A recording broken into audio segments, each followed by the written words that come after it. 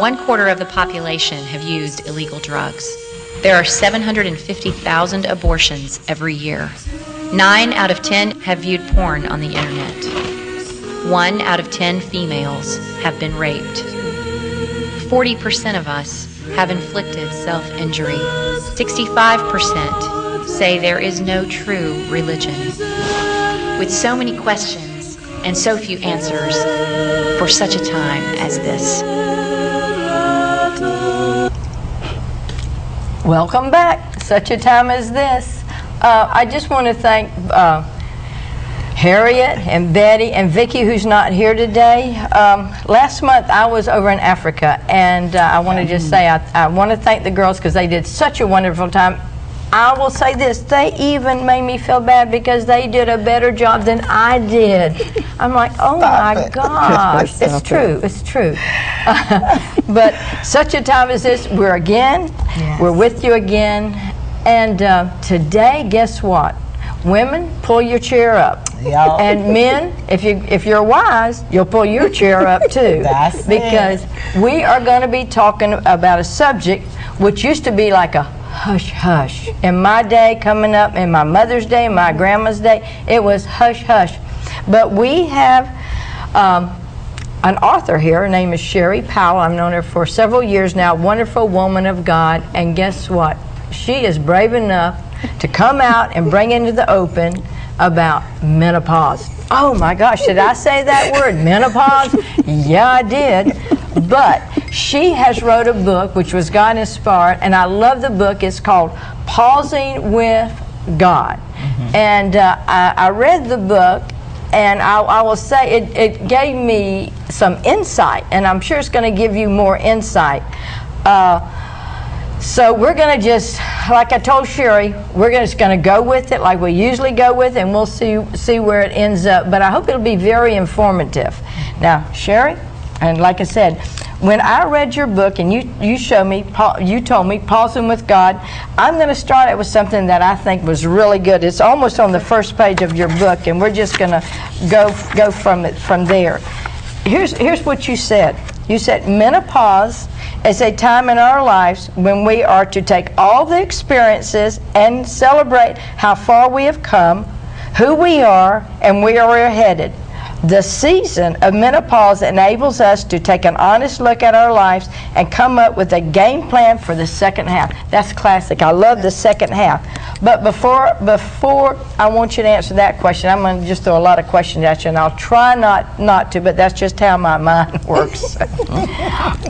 You told me a story when we were sitting out there about your mother, so lead us on with that, what you told me about your mother. Well, how the book came to pass was that years ago when I was diagnosed with menopause, I've always journaled all my life, but I would read my journals about what I was going through to my mom, and she said, you need to write that down. Other people need to hear your stories. It would encourage them. And I continued to journal, continued to read to her, but never thought that I could write a book, never thought that was possible. But my mom had passed 2 years ago, and I had promised her that I would write it, but after losing her, I was devastated. And about a year ago, the Lord reminded me of my promise to my mom to get the book out, and then I began to get all my journals together and sought the Lord and made sure, you know, that He was the one that people could see when they read the book, that He was the one that they could see that we needed when we go through not other stuff that we go through in our life, but especially for us women in menopause. Okay, now I'm going to say this, and we're going to throw you under the bus here for a second, Harriet. I know. Okay, I've already experienced menopause, and I thought it was great. I really did. I mean, you know, you have no monthlies anymore, and I thought that was the greatest thing in the world. Now, Harriet. On the other hand, I have not, Marsha. I know. I have not experienced that yet. So, I believe, though, because I've heard, you know, stories about menopause for so long about women's, and really they were kind of like frightening stories, and even, you know, when a woman is pregnant, you know, there is certain times that people will tell you things when you're pregnant, and it's so bad to tell a pregnant woman about the bad things that happen in a pregnancy. Well, in the same sense with menopause, I think that's the same way. Because I'm thinking, and I've been praying, and I may be crazy, but I've been praying that I would not go through all of those horror stories that I hear about people with menopause. And this is what Sherry says in her book. That now she starts it out like that. You'd heard all these horror stories. The dark tunnel of no return.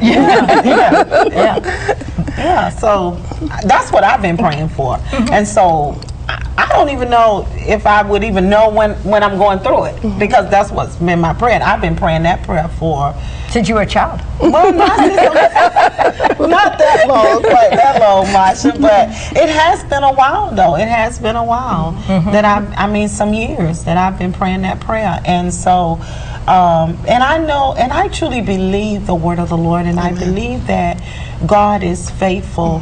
You know, and a lot of times we just have to understand how to trust Him and certain things that we're walking through. And this is what, like I say, this is what Sherry in her whole book. You just did the whole, almost the whole thing about the book. Wow. I mean, and you have, and I haven't even read it. I know, but Sherry's gonna have to. You have to get that book from Sherry.